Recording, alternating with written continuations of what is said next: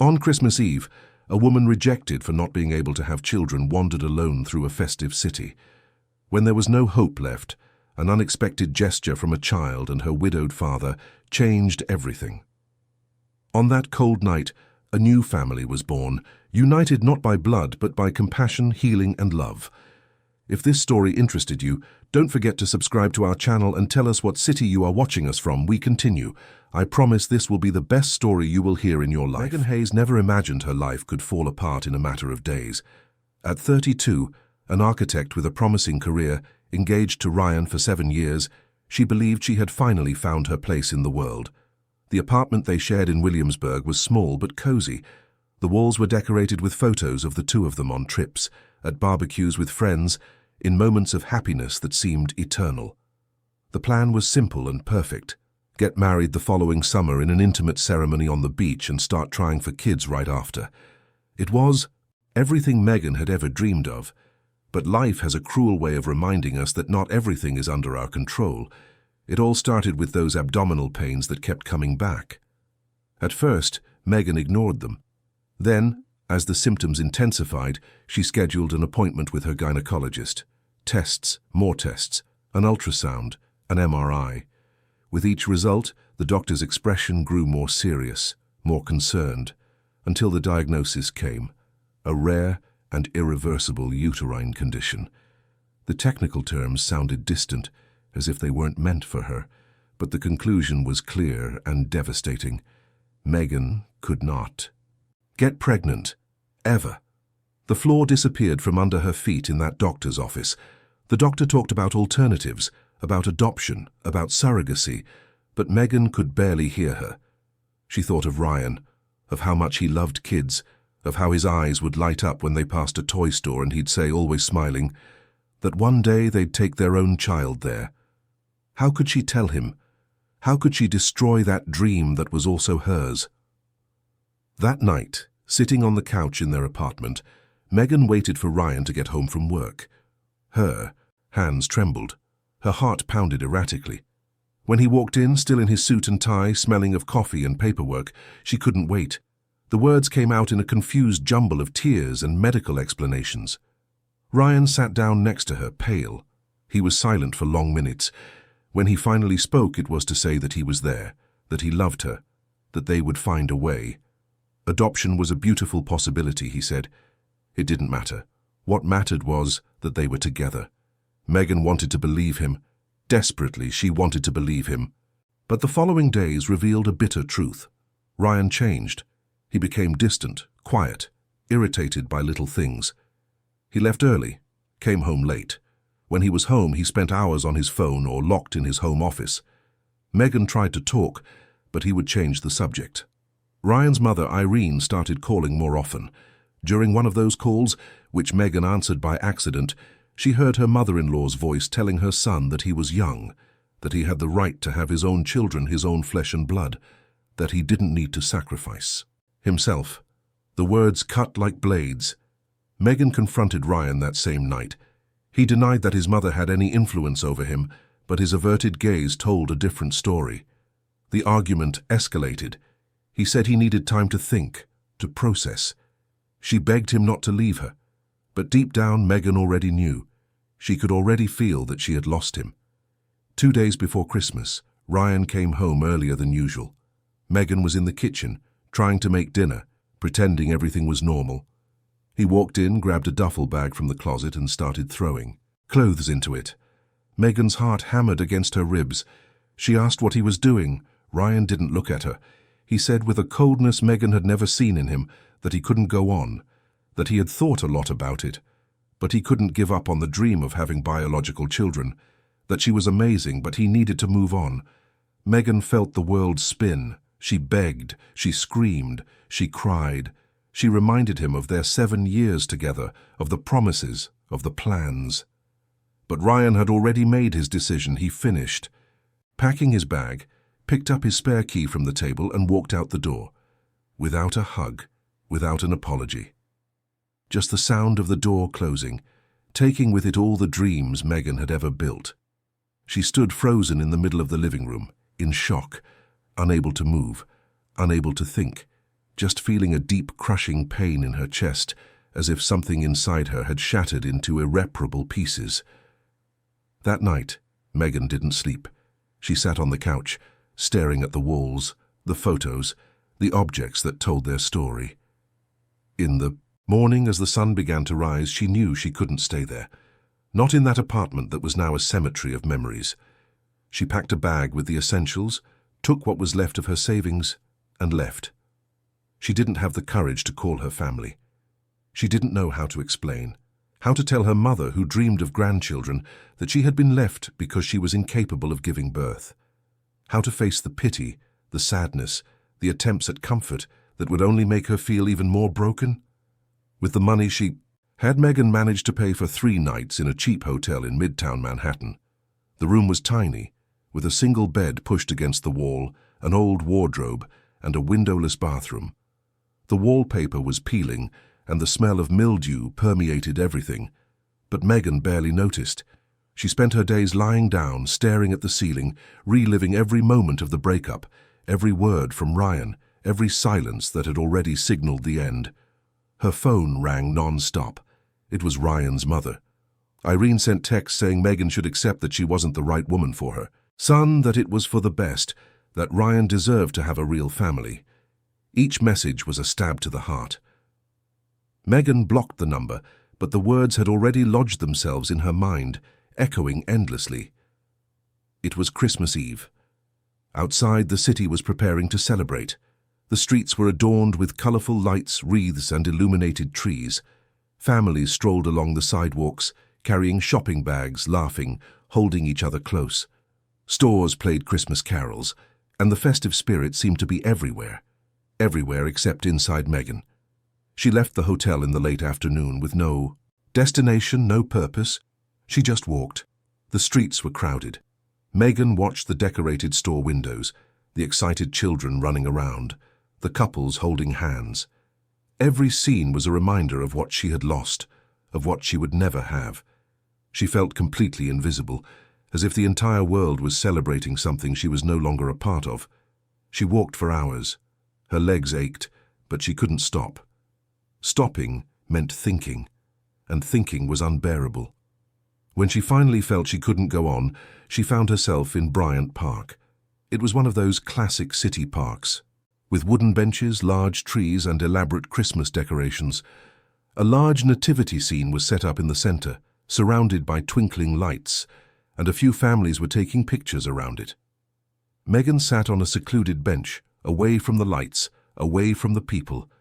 She buried her face in her hands and let the tears fall freely. She no longer cared who saw. Nothing mattered anymore. That's when she heard the voice, childlike, high-pitched, curious. "Daddy, why is that lady crying all by herself on Christmas?" Megan lifted her head. A few feet away, a little blonde girl, about 5 years old with cheeks pink from the cold night air, was looking at her with an expression of genuine concern. The girl was holding the hand of a tall man with brown hair and broad shoulders who was wearing a dark wool coat. Beside him, 3 other girls of varying ages were also watching Megan with curiosity. The man approached cautiously, as if he didn't want to startle her. He had a kind but worried expression. When he got closer, he crouched down slightly to be at Megan's level and asked in a calm, gentle voice, "Excuse me for bothering you, but are you okay? Do you need any help?" Megan tried to smile, quickly wiping her tears with the back of her hand. Her voice came out shaky, but she forced a reply. "I'm fine, thank you. It's just a rough day." The man didn't seem convinced. He looked around, noticing that Megan was alone with no bags, no visible belongings.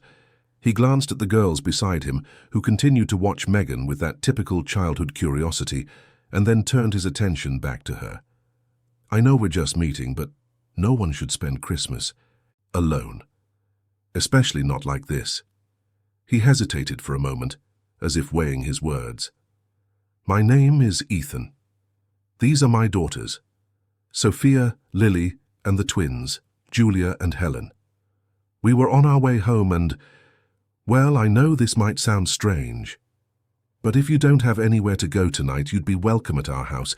It doesn't have to be more than 1 night. just so you don't have to spend the holiday alone." Megan blinked, confused. This couldn't be happening. A stranger inviting her to spend Christmas at his house. It seemed absurd, dangerous, even. She opened her mouth to refuse, but then she looked at the girls. They were all staring at her with those big, bright, innocent eyes. Sophia, the youngest, took a step forward and held out her small hand. "Come with us. We have cake, and we're going to watch a movie." There was something in that gesture, in that childish sincerity, that completely disarmed Megan, and when she looked at Ethan again, she saw that the invitation was genuine. There were no ulterior motives, no malice, just compassion. Megan didn't know what made her accept. Maybe it was the desperation, maybe it was the unbearable loneliness, or maybe it was just the fact that at that moment, anything was better than going back to that cold, empty hotel room. I don't want to be a bother," she said, her voice still trembling. "You won't be," Ethan replied firmly. "Really?" And so Megan found herself getting into Ethan's car, a spacious and clean SUV, where the girls were already settled in the back seats, chattering excitedly among themselves. Ethan drove in silence, occasionally glancing in the rearview mirror as if to make sure Megan was okay. They left Midtown and headed toward the Upper East Side. Megan watched the streets from the window, the Christmas lights twinkling on the brownstones, the families gathered on the sidewalks. With every block, the buildings grew larger, more beautiful, more imposing. When Ethan finally stopped the car in front of a tall iron gate, Megan's eyes widened. The house wasn't just big. It was a genuine mansion. 3 stories, a modern facade in light tones, a garden illuminated with in-ground lights, and an ornamental fountain at the entrance. Ethan opened the gate with a remote and parked in the spacious garage. "We're here," he said simply, as if it were just another ordinary house. The girls scrambled out of the car, running in through a side door that led to the kitchen. Ethan waited for Megan to get out and guided her to the main entrance. When he opened the door and turned on the lights, Megan was even more impressed. The living room was enormous, with high ceilings, a crystal chandelier hanging in the center, and a curved staircase leading to the second floor. Tasteful furniture, leather sofas, an unlit fireplace, art on the walls. But despite all the beauty, there was something empty about the place, as if it lacked life. The Christmas decorations were there, a decorated tree in the corner, but they seemed to have been put up without enthusiasm, without joy. "Sorry about the mess," Ethan said, though the house was impeccably organized. Since my wife passed, we're still adjusting." Megan noticed the pain in his voice, a familiar pain, different from hers, but just as deep. "I'm so sorry," she said softly. Ethan nodded, grateful, but didn't go into detail. Instead, he showed Megan where she could leave her bag, a guest room on the second floor, spacious and airy, with a queen-sized bed and a private bathroom. Then he led her back to the kitchen where the girls were already grabbing cookies from a jar. "We have to get dinner ready," Ethan said, opening the fridge. "It's nothing fancy, but the girls like it." Megan, still processing everything that was happening, offered to help. Ethan accepted immediately, seeming relieved not to have to do it all alone. As they worked, the girls circled the kitchen, telling stories, laughing, asking to help too. It was there, in that strange and unexpected environment, that something inside Megan began to shift. She chopped vegetables, seasoned the meat, listened to the girls' laughter, and for the first time in days, she felt a pang of something that wasn't pain. It was lightness. Sophia, the youngest, wouldn't leave Megan's side. She asked her name, where she was from, if she liked cartoons, if she knew how to braid hair. Megan answered patiently, and slowly, a genuine smile began to form on her lips. When dinner was ready, they all sat at the table. Ethan said a simple grace, thanking for the food, for the company, and for Megan accepting his invitation. The girls ate excitedly, telling stories about school, friends, and their favorite shows. Megan joined the conversation, asking questions, laughing at their funny answers. After dinner, Ethan suggested watching a movie. The girls agreed enthusiastically and ran to the living room. Megan helped clear the kitchen, and when she finished, she went to join them. The girls were already settled on the couch, covered in blankets. Sophia insisted that Megan sit next to her. The movie was a Christmas animation, full of colors and music. Megan didn't pay much attention to the screen. She was more focused on the girls, on the way they laughed, how they leaned on each other, how they sought their father's affection. And it was there, in that simple and warm moment, that Megan realized something. She hadn't given birth to these children. She didn't share their blood. But in that instant, feeling the warmth of little Sophia leaning against her shoulder, hearing the laughter of the other girls, Megan felt something she never expected to feel again. She felt like a part of something. She felt needed. She felt, even if just for one night, like she belonged somewhere. And for the first time since Ryan had walked out the door, Megan allowed herself to believe that maybe, just maybe, there was still hope. When the movie ended, the girls were sleepy. Ethan carried them to their rooms one by one, helping them brush their teeth and put on their pajamas. Megan stayed in the living room looking at the photos on the shelves. There were many of a beautiful woman with brown hair and a radiant smile, always surrounded by the girls, Ethan's wife, their mother. Megan felt a pang of sadness realizing that woman was no longer there. Ethan returned minutes later looking exhausted but with a smile on his lips. "They loved you," he said, sitting on the couch. "It's been a long time since I've seen the girls this animated." Megan sat down too, keeping a respectful distance. "They're incredible. You're very lucky." Ethan sighed deeply, looking at his own hands. "Some days I don't feel lucky. Some days I feel like I'm failing them. Since I lost my wife, everything has been harder. I don't know how to be a mother and a father at the same time." Megan felt the weight of those words. They were vulnerable, honest. "You're doing your best," she said softly, "and that's more than enough." Ethan looked at her, and for a moment their eyes met. There was gratitude there, and something else Megan couldn't identify. "Thank you," he said, "for accepting the invitation, for being here. I know it was weird, but I don't know. Something told me you needed it as much as we did." Megan smiled sadly. "I think you were right." They talked for a while longer, about simple, superficial things. Ethan didn't ask what had happened to her, and Megan was silently grateful for that. When exhaustion began to set in, Ethan walked her to the guest room and wished her a good night. Megan lay down on the comfortable bed, staring at the ceiling. Outside, fireworks began to pop, announcing the arrival of midnight. It was Christmas, and for the first time on this day, Megan wasn't completely alone. She closed her eyes and surprisingly managed to sleep. Megan woke to the sound of hurried little footsteps in the hallway. Sunlight streamed through the window, bringing with it the crisp air of a New York winter morning. For a brief, disoriented moment, she didn't know where she was. Then the memories of the previous evening came flooding back.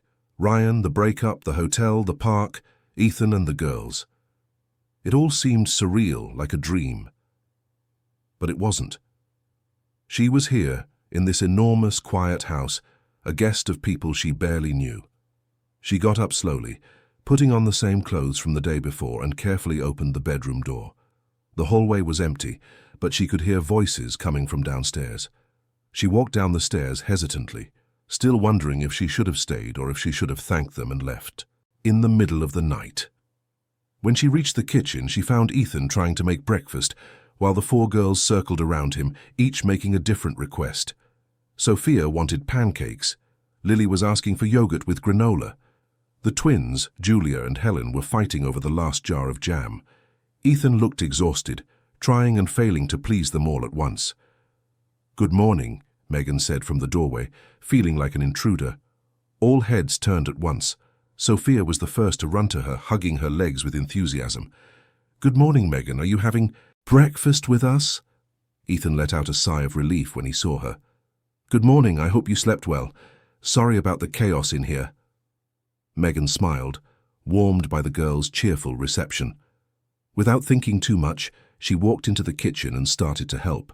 She grabbed eggs, flour and milk, and within minutes she was making pancakes. The girls calmed down, watching Megan work attentively. Ethan leaned against the counter, crossing his arms. and for the first time since she'd arrived, he seemed to relax. "You don't have to do that," he said, "but the gratitude in his voice was obvious." "I know, but I want to help." The morning passed in a surprisingly peaceful way. The girls ate the pancakes with gusto, laughing and talking among themselves. Megan felt strangely comfortable there, as if she had known these children for much longer. Ethan joined in the conversation, but Megan noticed he observed more than he spoke. There was something in his gaze, a mix of curiosity and relief. After breakfast, the girls asked to play in the backyard. Ethan agreed, and they ran out, shouting excitedly. Megan started to clear the plates, but Ethan stopped. "Her? Leave it, I'll do it. You've already done more than enough."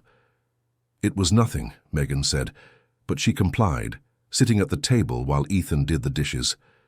For a moment, they were silent, only the sound of running water and the girls' laughter from outside filling the space. Then Ethan spoke, his back still to her. "Can I ask you something? You don't have to answer if you don't want to." Megan felt her heart tighten, but she nodded, even though he couldn't see her. "Why were you alone yesterday in the park, crying?" Megan took a deep breath. Part of her wanted to make up an excuse, change the subject, protect herself from the vulnerability of telling the truth. But something in Ethan's voice, the way he asked without pressure or judgment, made her want to be honest. "I was left," she said simply, "by my fiancé, after 7 years together." Ethan stopped washing for a second but didn't turn around. "I'm sorry. He left me because I found out I can't have children. It's a medical condition. Irreversible." The words came out more easily than Megan had expected, perhaps because she no longer had the strength to hold them in. "He said he couldn't give up on the dream of having biological children, so he left me, 2 days before Christmas." Now Ethan turned around. His eyes were full of empathy, but also something that looked like indignation. "He didn't deserve you." Megan tried to smile, but her eyes filled with tears. "I kind of think he was right. I mean, he wants to be a father. He has a right to that. I can't give that to him." Ethan dried his hands on a dish towel and sat at the table across from Megan. "Look, I don't know much about you or what happened, but I can tell you one thing. Being a parent has nothing to do with biology. It has to do with love, with presence, with choosing to be there, every single day, even when it's hard." He paused, looking out the window where the girls were playing. "My wife. She's been gone for 1.5 years. Since then, I've been trying to be both a mother and a father. And some days, I fail miserably. Some days, I don't know what to do, how to act, what to say. But I wake up every day and try again. Because those girls are my life, and it's not blood that makes me their father. It's love." Megan felt a lump in her throat. Ethan's words touched something deep inside her, something Ryan had never understood. "Thank you," she murmured, "for saying that." Ethan gave her a gentle smile. "The truth is, you've done more for these girls in one morning than most people would in a week. They adore you. And that's no small thing." Megan didn't know what to say. They sat in a comfortable silence for a few moments until Sophia ran in through the kitchen door, sweaty and with flushed cheeks. "Megan, come play with us, please." Megan looked at Ethan, who nodded with a smile. She stood up and let Sophia pull her by the hand into the backyard. The sun was bright, but the air was crisp, a perfect winter day. The girls were playing tag, running between the bare trees and shrubs. Megan, forgetting for a moment all the pain she carried, joined them. She ran, she laughed, she pretended to catch them and let them catch her. The girls shrieked with joy, and Megan felt a lightness she hadn't experienced in weeks. Ethan watched it all from the porch, a mug of coffee in his hand, and for the first time since losing his wife, he allowed himself to feel something like hope. The following days unfolded unexpectedly. Megan, who had initially planned to stay just one night, ended up staying. Ethan insisted she didn't have to leave, that she could stay as long as she needed, and Megan, with nowhere to go and no desire to return to that cold hotel, accepted. She began to create a routine. She woke up early, made breakfast for everyone, and helped the girls get ready. Ethan had to work even during the holiday week, and Megan offered to stay with the girls. He hesitated at first, but when he saw how they responded to Megan's presence, how they seemed happier, lighter, he agreed. Megan discovered she had a natural talent for dealing with children. She invented games, told stories, drew with them, and taught them little math tricks disguised as games. The girls blossomed under her attention. Sophia, the youngest, clung to her all the time. Lily, who was 8, began to confide in Megan, telling her secrets about school and friends. The twins, Julia and Helen, who were 6, finally stopped bickering so much and started to cooperate when Megan suggested group activities. Ethan watched it all with a mixture of admiration and gratitude. He saw his daughters laughing again, running through the house with energy, making plans for the next day. It was something he hadn't seen in a long time. One evening, after the girls were in bed, Ethan and Megan sat in the living room. The silence of the house was comforting. Megan was flipping through a magazine she'd found on a bookshelf, and Ethan was pretending to watch TV, but he was really thinking. "Megan," he began hesitantly, "can I ask you something?" She looked at him, curious. "Of course." Ethan took a deep breath, as if gathering courage. "The girls, they need someone. Since my wife passed, I've tried everything. Nannies, housekeepers, even my mother-in-law stayed here for a few months. But nothing works. The girls just get more withdrawn, sadder. But with you, it's different. They're happy again. And I know it's a lot to ask. I know you have your own life, but would you consider staying? Not just for a few days, but for real. To help with the girls, to be part of the routine here.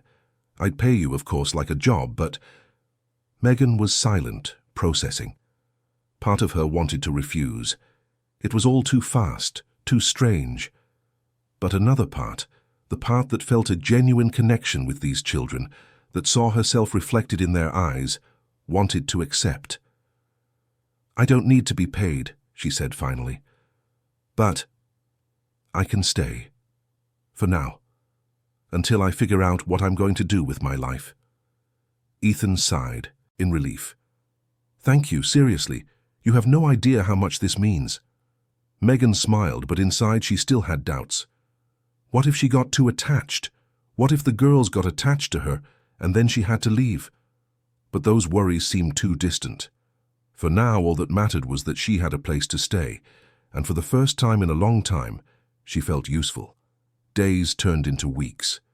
Megan became an essential part of the household routine. She woke up early, made breakfast, took the girls to school, picked them up in the afternoon, helped with homework, made dinner, gave the little ones their baths, and read stories before bed.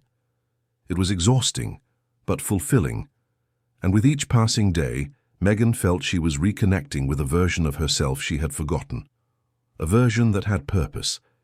Ethan changed too. He started leaving work earlier, spending more time with his daughters, joining in their games. Megan noticed he was learning, watching how she interacted with the girls and trying to do the same. There were nights he would sit on the living room floor doing puzzles with the twins, or drawing with Lily, or listening to Sophia's wild stories, and Megan saw with affection that Ethan was becoming the father he wanted to be. But not everything was perfect. There were moments of tension. One night, Lily had a crying spell, saying she missed her mom, that no one could ever replace her. Megan, feeling lost, tried to comfort the girl, but Lily pushed her away, yelling that she wasn't her mother. Ethan appeared, trying to calm his daughter, but the situation escalated. It was a painful reminder that, as present as Megan was, she would never take the place of the woman they had lost. That night, Megan cried alone in her room. She questioned if she was doing the right thing, if she wasn't invading a space that wasn't hers. But in the morning, when Lily timidly knocked on her door and apologized, hugging Megan tightly and saying she didn't want her to leave, Megan knew she was in the right place. Ethan had his moments too. One afternoon, he got a work call while trying to help Sophia with a school assignment. Frustrated, he lost his temper and yelled at the little girl, who burst into tears. Megan, who was in the kitchen, calmly intervened, taking Sophia to another room and talking to her until she calmed down. Later, she spoke with Ethan, explaining that it was normal to feel overwhelmed, but that the girls needed patience. Ethan listened, grateful, and promised to do better. It was during one of these late-night talks that Ethan truly opened up. He told her how lost he felt after his wife's death, how he had considered sending the girls to live with their grandmother because he thought he couldn't care for them alone. He talked about the guilt he carried, about the fear of failing them. Megan listened in silence, then took his hand and said firmly, "You're not failing, you're surviving. And that's incredible. The girls know you love them, and that's what matters." Ethan looked at her with deep gratitude, and in that moment something shifted between them. It was no longer just a relationship of convenience, of mutual help. A genuine connection was forming, something neither of them had expected, but it was there, growing quietly. Megan began to open up too. She told him about her family, about the pressure she felt to be perfect, to meet expectations. She told him about her dream of being a mother, of how that dream was shattered in a single doctor's appointment. And for the first time talking about it, she didn't feel shame. She just felt relief. Ethan listened attentively, without interrupting, without judging. And when she finished, he said something that stuck in her mind. "Megan, you already are a mother. Maybe not biologically, but in every other way. And these girls are proof of that." Those words touched Megan in a way she hadn't expected. It was as if finally someone saw her value beyond her ability to create a life. Someone who understood that love doesn't have a single form, that family can be built in many ways. Weekend outings became a tradition. Ethan, Megan, and the four girls explored New York City together. They went to the park, to the movies, to museums, to restaurants. The girls loved it, and so did Megan. It was as if they were building new memories, memories that belonged only to them. On one of these outings, while walking through Central Park, Sophia held Megan's hand on one side and Ethan's on the other. Suddenly the little girl looked up and said with childlike innocence, "We look like a real family, don't we?" Megan and Ethan exchanged a look. Neither of them answered right away, but they both felt the weight of that statement, because in a way Sophia was right. They did look like a family, and maybe, just maybe, they were becoming one. That night, back at the house, while the girls slept and Ethan and Megan sat talking in the living room, he made a confession that surprised them both. "Megan, I don't know how to say this without it sounding weird, but you've changed. Everything here. The girls are happy. I'm happy. And I know we barely know each other. I know this all happened so fast, but I don't want you to leave. Ever." Megan's heart sped up. She didn't know what that meant. Didn't know if Ethan was just grateful or if there was something more, but she felt she needed to be honest too. "I don't want to leave either. These girls, they made me remember that I still have something to offer, that I still matter. And you took me in when I needed it most. I'll never forget. I'll never." "That." Ethan smiled, and for the first time since they met, he took her hand. It was a simple gesture, but it was full of meaning, and Megan, feeling the warmth of his hand, knew that something bigger was beginning to form between them. It wasn't love yet, not in a romantic, passionate way. It was something deeper, more solid. It was respect, admiration, companionship. It was the foundation of something that could become so much more. And that night, as Megan lay in her bed staring at the ceiling, she allowed herself to dream again. Not of the future she had planned with Ryan, but of a new, unexpected future, built with people who truly valued her. For the first time in weeks, Megan fell asleep with a smile on her face. The months passed like pages in a book Megan never imagined she'd be reading. January turned to February, and February brought the deep chill of a New York winter, with grey skies and the occasional flurry of snow. The household routine had solidified so naturally that Megan sometimes forgot it had a beginning, that there was a time when she didn't know these girls, this man, this house. The mornings always started the same way. Megan would wake before everyone else, make a proper breakfast, and wake the girls with kisses on their foreheads and silly songs she made up on the spot. Ethan would come down to the kitchen already dressed for work, but he never left without having breakfast with the whole family gathered together.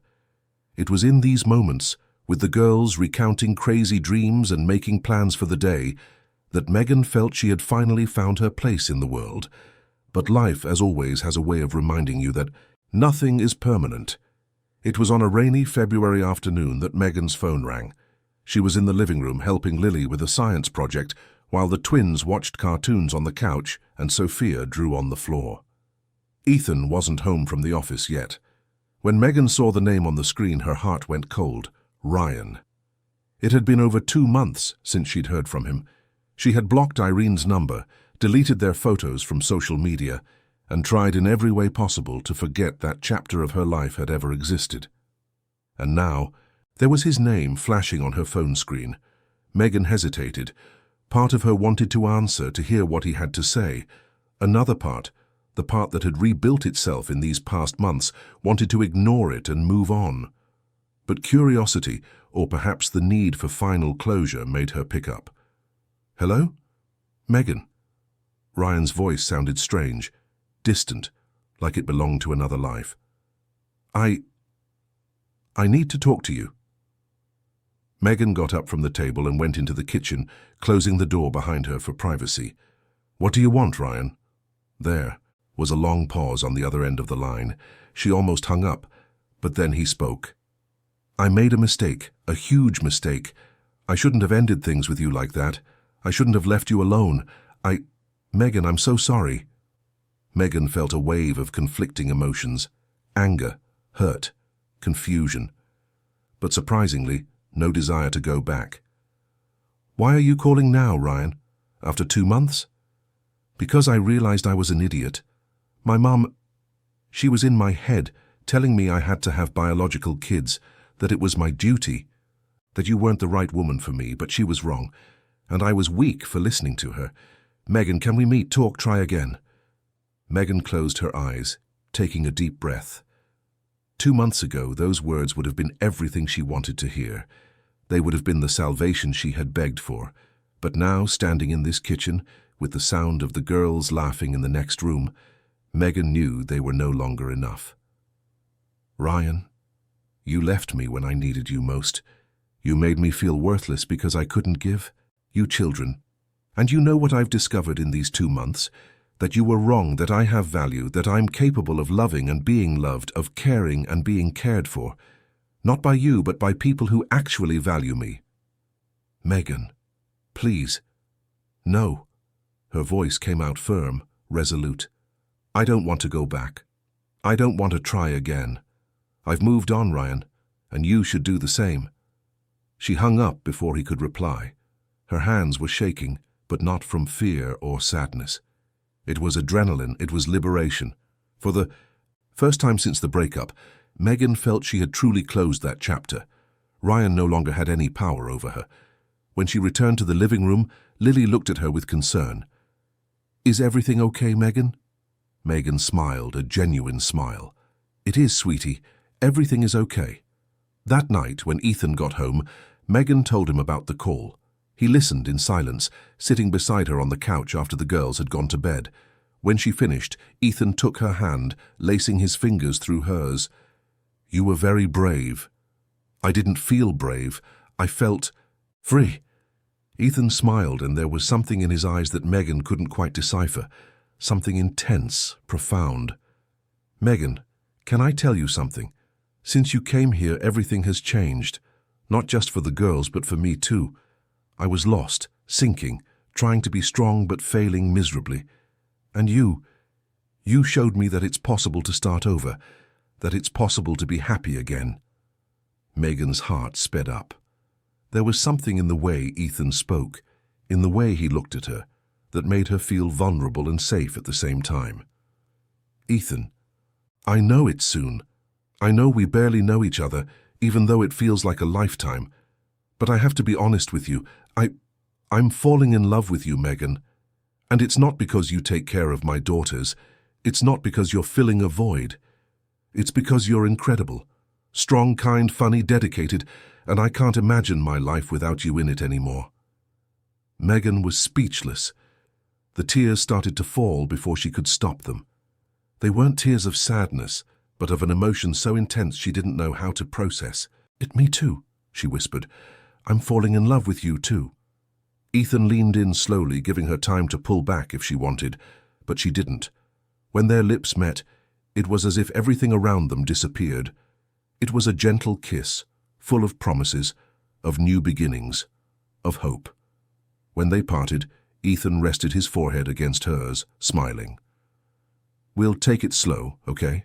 No rush, just together." Megan nodded, still processing everything that was happening.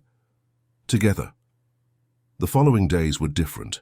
There was a lightness in the air, a joy that hadn't been there before.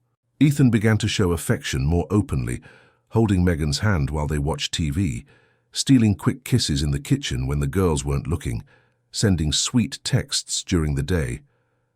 Megan reciprocated, feeling like a teenager in love, but with the maturity of someone who had been hurt and knew the value of what she was building. The girls noticed the change, of course. Kids always notice. Sophia was the first to comment. "Daddy, you're smiling more." Ethan looked at Megan, who smiled back. "It's because I'm happy, sweetheart." "Is it because of Megan?" Ethan hesitated, but then decided, to be honest. "Yes, it's because of her too." Sophia thought for a moment, then shrugged and went back to playing, as if it were the most natural thing in the world. But Megan knew that for the girls, especially for Lily, who was older and remembered her mother more, this could be complicated. That's why when Lily came to her one night, Megan knew the conversation would be difficult. "Megan, can I ask you a question?" "Of course, sweetie." Lily fidgeted with her hands, nervous. Do you like my dad?" Megan decided to be honest. Kids deserved honesty. "Yes, I do. A lot."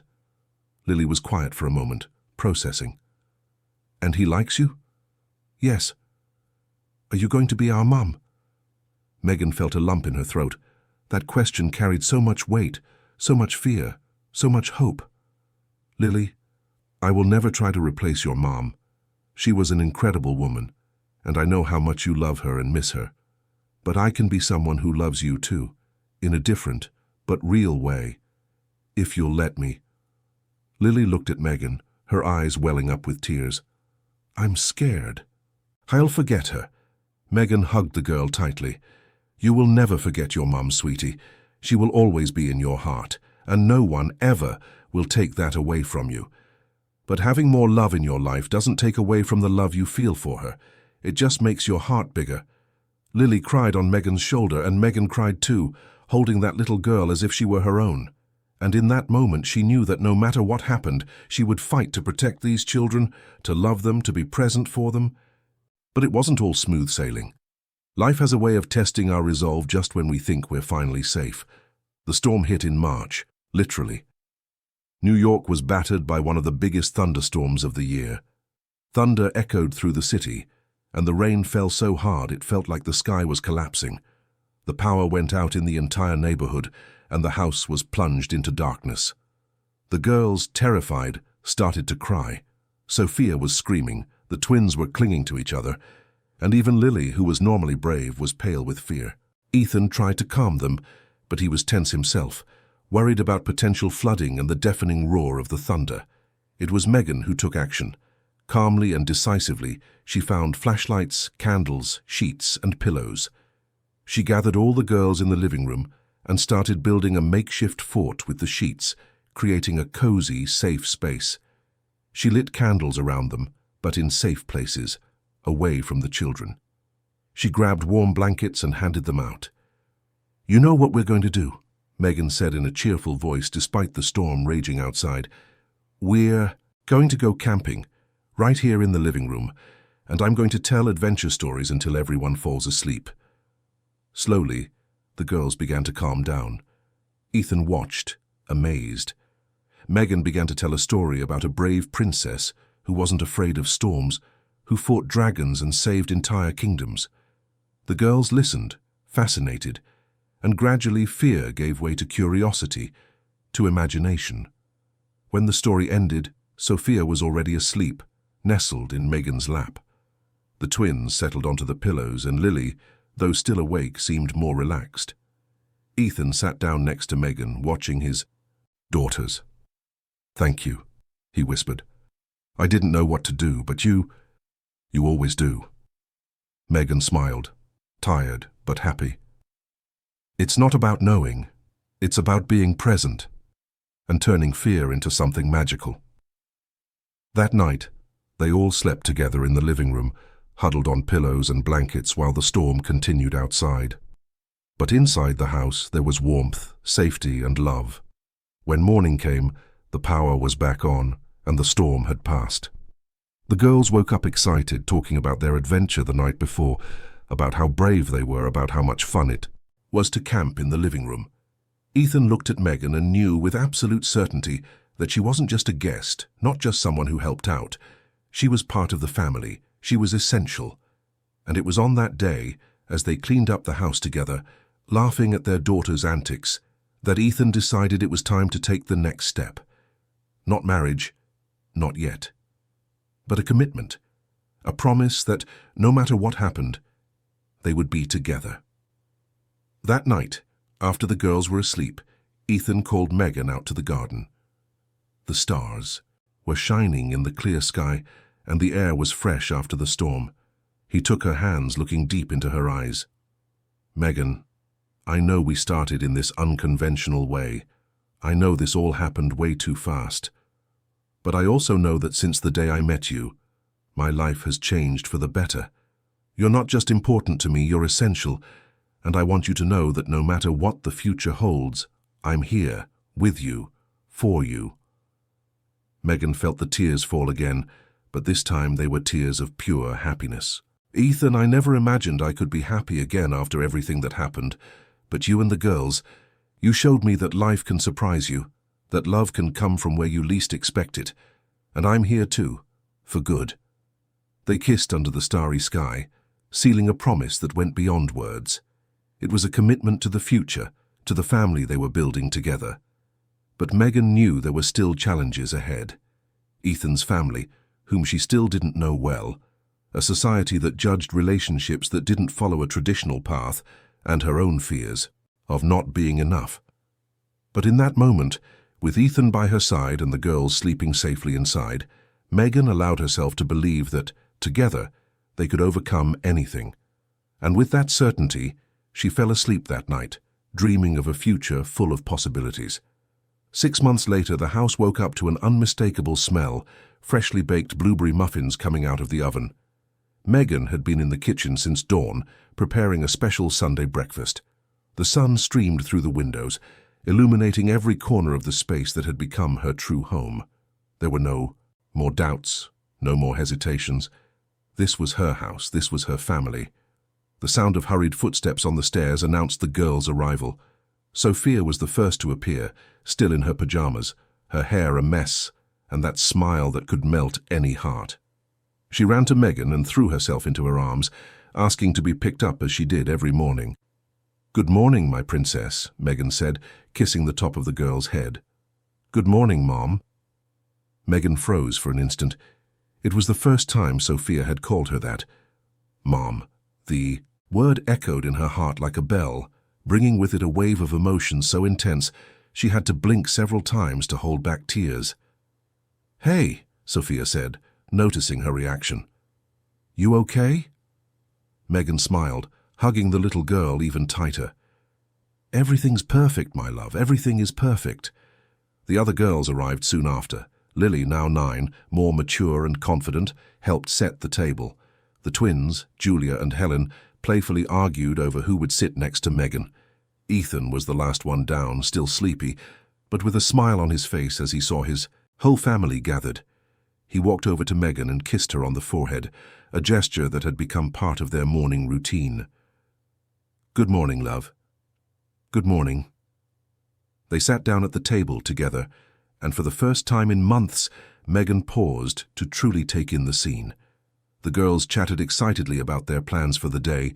Ethan poured orange juice, Sophia smeared jam on her face, and there was an organized chaos, a genuine joy that filled every inch of the kitchen.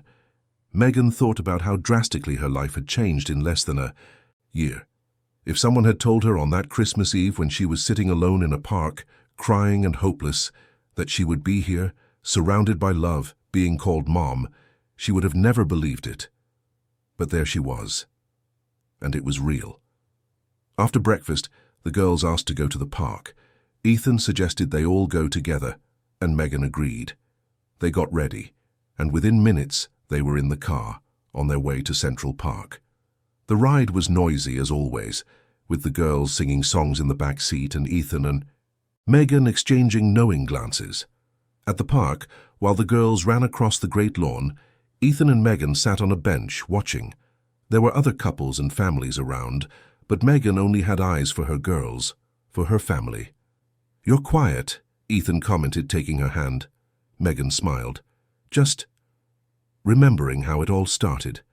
How I was completely lost, adrift, thinking my life was over. And now I have all this."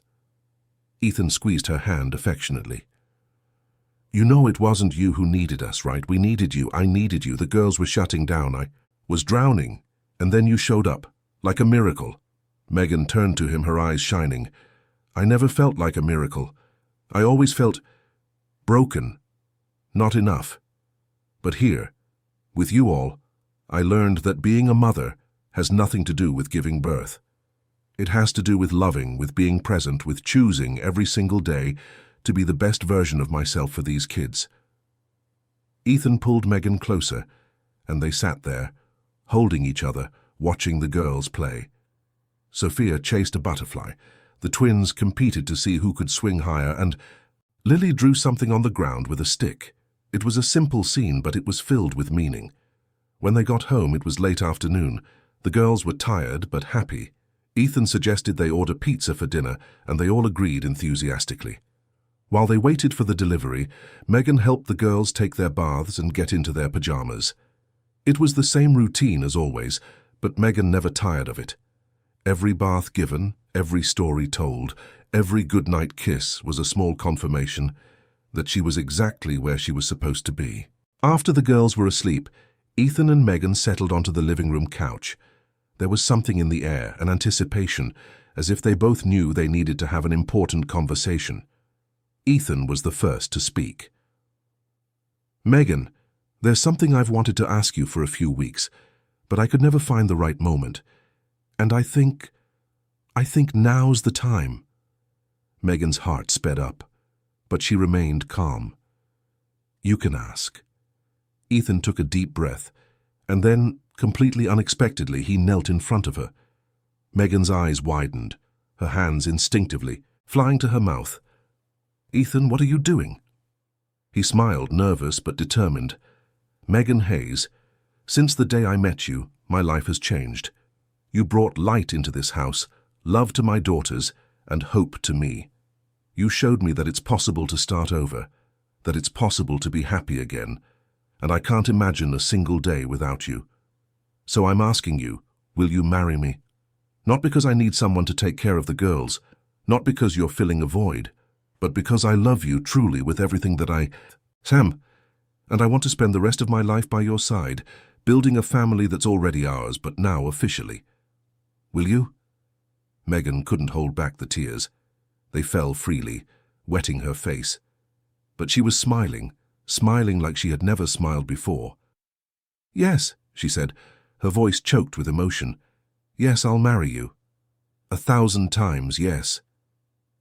Ethan stood up and hugged her tightly, and they stayed there, holding each other, crying and laughing at the same time.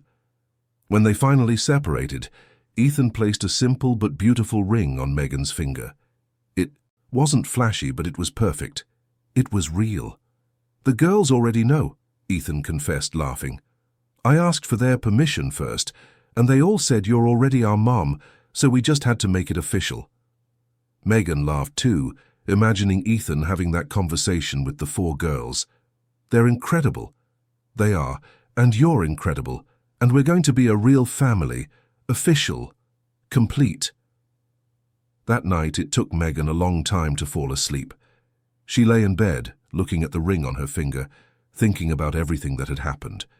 A year ago she was at rock bottom, thinking her life was over because she couldn't have biological children, and now she had 4 daughters, an incredible man by her side, and a bright future ahead of her.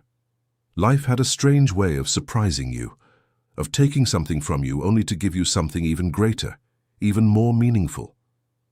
Megan hadn't given birth to these girls, but she loved them as if she had, and they loved her back in a way that was pure, true, and unconditional. In the following weeks, the wedding preparations began. It wouldn't be anything extravagant. Ethan and Megan agreed they wanted something intimate, with only their closest friends and family. The ceremony would be in the backyard, in the late afternoon, with the girls as flower girls. Megan called her mother, who cried with emotion upon hearing the news. She had been distant over the past few months, still processing Megan's breakup with Ryan, but now she was happy, genuinely happy to see her daughter rebuilt and radiant. "I knew you'd find happiness, my dear," her mother said over the phone. "I just didn't know it would be in such a beautiful way." Ethan invited his family as well. There was some tension, especially with his mother-in-law, who still cherished the memories of her late daughter and didn't know how to handle Megan's presence. But the girls helped break the ice. They spoke about Megan with so much love, so much enthusiasm, that it was impossible not to see how important she was to them. On the wedding day, Megan woke up early. The girls invaded her room, jumping on the bed and squealing with excitement. They helped Megan get ready, each contributing in her own way. Sophia picked out the shoes, Lily did her hair, and the twins helped with her makeup, making an adorable mess that Megan would never forget. The dress was simple, white, elegant. It wasn't a princess gown, but Megan felt like one when she put it on. When she walked down the stairs and saw Ethan waiting in the garden, surrounded by the girls and their few guests, her heart nearly burst with happiness. The ceremony was short but intense. Ethan said his vows with tears in his eyes, promising to love Megan every day, in every moment, forever. Megan, in turn, promised to love not only Ethan but also the girls promised to be present, to be strong, to be the mother and wife they deserved. When the officiant pronounced them husband and wife, everyone applauded. But the most emotional moment came afterward, when the girls came up and gave Megan a gift box. Inside were 4 drawings, one from each girl, all depicting their family. And in every drawing, Megan was there, next to Ethan, with the 4 girls around them. Sophia handed her another piece of paper, with shaky, childish handwriting that read, "Thank you for being our mum. We love you." Megan couldn't hold back her tears. She hugged all 4 girls at once, holding them tightly, and whispered, "I love you guys too, more than anything in this world." The reception was joyful, filled with music, dancing, and laughter. The girls ran around the garden, playing with the other children there. Ethan and Megan danced together for the first time as husband and wife, and when the song ended, he pulled her close and whispered in her ear, "Thank you for giving me my family back." Megan smiled, resting her head on his chest. "Thank you for giving me mine." The months that followed were a time of adjustment, of learning, of building. Megan officially adopted the 4 girls, legally becoming their mother. It was a bureaucratic process, but when they finally received the documents, Megan cried with joy. These girls were hers, for real, forever. The household routine continued, but now with an even greater lightness. Ethan left work early whenever he could, joined in the games, took the girls on outings, and helped with homework. Megan, for her part, went back to work as an architect, but remotely, balancing her career with her family life. The evenings were always reserved for the whole family. They watched movies together, played board games, sang silly songs, and told stories. The house, once silent and cold, was now noisy, chaotic, and full of love. Megan still had hard days. There were moments when the insecurity crept back in, when she wondered if she was doing everything right, if she was a good mother, if the girls truly saw her as one. But whenever those doubts arose, one of the girls would do something simple but meaningful. A drawing taped to the fridge with the caption, "I love my mom," a tight hug before bed. A quietly whispered, "Thanks for everything." And Megan would remember that love wasn't measured by biology or perfection. It was built day by day, choice by choice. Ethan had his vulnerable moments too. There were nights he talked about his late wife, about the guilt of moving on, about the fear of betraying her memory. Megan always listened patiently, without jealousy or resentment. She understood that loving again didn't mean forgetting who was gone. It meant honoring the past while embracing the future. And together, they honored that memory, keeping photos of the girl's mother around the house, telling stories about her, ensuring the girls never forgot where they came from. But they also created new memories, new traditions, new moments that were uniquely theirs. One special night, almost a year after the wedding, Megan was lying in bed next to Ethan, listening to his steady breathing. The house was quiet, the girls asleep in their rooms, and Megan, staring at the ceiling, allowed herself to reflect on the entire journey. She thought of Ryan, of the breakup that destroyed her, of the pain that made her believe she was worthless. She thought of that Christmas Eve alone in the park without hope. She thought of the moment Sophia first took her hand, of Ethan's smile, of the way everything fell into place in a way she could have never planned. And she realized something fundamental. Sometimes the most painful endings are just the beginning of something infinitely better. Sometimes you have to lose everything to find exactly what you were looking for. Megan hadn't given birth to these children, but she had raised them. She didn't have the same blood running through their veins, but she had the same love, and in the end that's what mattered. Not where we come from, but where we're going. Not who gives us life, but who chooses to love us every single day. Ethan stirred beside her, still half asleep, and pulled Megan closer. She snuggled into his chest, listening to the beat of his heart, and closed her eyes. For the first time in a long time, Megan wasn't afraid of the future. She didn't feel insecure. She just felt gratitude. Gratitude for finding this family. Gratitude for being welcomed. Gratitude for learning that love has no single form, that family is built on choices, on presence, on dedication. And as she drifted off, to sleep, Megan whispered to herself a truth it had taken her months to accept. I am enough, I always was. And there, in that house full of life, of laughter, of love, Megan finally found her place. Not the place she had planned, but the place she was always destined to be. The place of a mother, a wife, an essential part of a family that, against all odds, found and chose each other. And that choice, that family built on love and not biology, was proof that the most beautiful new beginnings are born from the most painful endings. Because in the end, what defines a family isn't blood, it's love. It's the daily choice to be present. It's the courage to love again, even after your heart has been broken. And Megan, Ethan, and the 4 girls were living proof that when you find the right people at the right time, everything can change. And life, which once seemed meaningless, takes on a new color, a new light, a new purpose.